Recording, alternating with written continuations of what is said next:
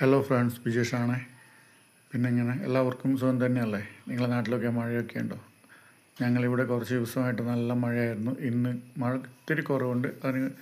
അത് മഴയ്ക്ക് പകരമായിട്ട് ശക്തമായ കാറ്റൊക്കെ ഉണ്ടായിരുന്നു ഇന്ന് ഈ കാലത്ത്. പിന്നെ നിങ്ങൾ ഈ കാണുന്ന ഈ വീഡിയോ എൻ്റെ ഒരു ബ്രോയിലർ ഫാമിങ്ങിൻ്റെ ഒരു വീഡിയോ ആണ്. ആ ഒരു ബിൽഡിങ്ങാണ് നിങ്ങൾ ഈ കാണുന്നത്.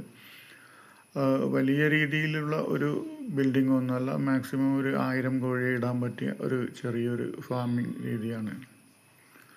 ഇത് ഇന്നലെ രാവിലെ പുലർച്ചെ ഒരു 3 മണിയാകുമ്പോഴെത്തിയ കോഴിക്കുഞ്ഞുങ്ങളാണ്. ഒരു 400 കോഴിക്കുഞ്ഞുങ്ങളാണ് ഇന്നലെ ഇറക്കിയിരിക്കുന്നത്.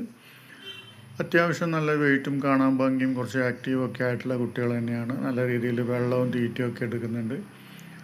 ഞങ്ങൾ വെള്ളം ചെറിയ പാത്രത്തിൽ വെച്ച് കൊടുത്തിട്ടുണ്ട്. പിന്നെ അതുപോലെ തന്നെ തീറ്റ പേപ്പറിലാണ് 3 ദിവസം ഇട്ട് കൊടുക്കാറ്. ഇപ്പോൾ നാളെയും കൂടി പേപ്പറിൽ തന്നെയായിരിക്കും. പിന്നെ ചെറിയ തീറ്റപ്പാത്രത്തിലേക്ക് തീറ്റയിട്ട് വെച്ച് കൊടുക്കും.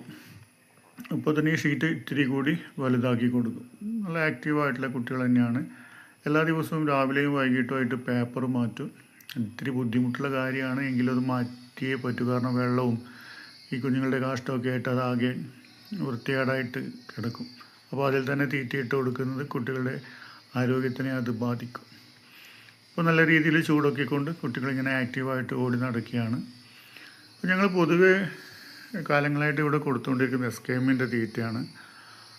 ഇതുവരെ നമുക്ക് വലിയ ബുദ്ധിമുട്ടൊന്നും ഉണ്ടായിട്ടില്ല. അപ്പോൾ ഫാം നടത്തുന്ന സുഹൃത്തുക്കൾ ഏത് തീറ്റയാണ് കൊടുക്കാറുള്ളതെന്ന് ഒന്ന് കമൻറ്റ് ചെയ്യണേ. SKMൻ്റെ പ്രീ സ്റ്റാർട്ടറും ഇറക്കിയിട്ടുണ്ട്. SKMൻ്റെ സ്റ്റാർട്ടർ, ഇത് SKMൻ്റെ സ്റ്റാർട്ടറാണ് തൽക്കാലത്തേക്ക് ഇറക്കി വച്ചിരിക്കുന്നത്. ഇത് SKMൻ്റെ പ്രീ സ്റ്റാർട്ടർ തീറ്റ. പിന്നെ ഇവിടെ വെള്ളവും ഒക്കെ ഓട്ടോമാറ്റിക് ഡ്രിങ്കറിലാണ്.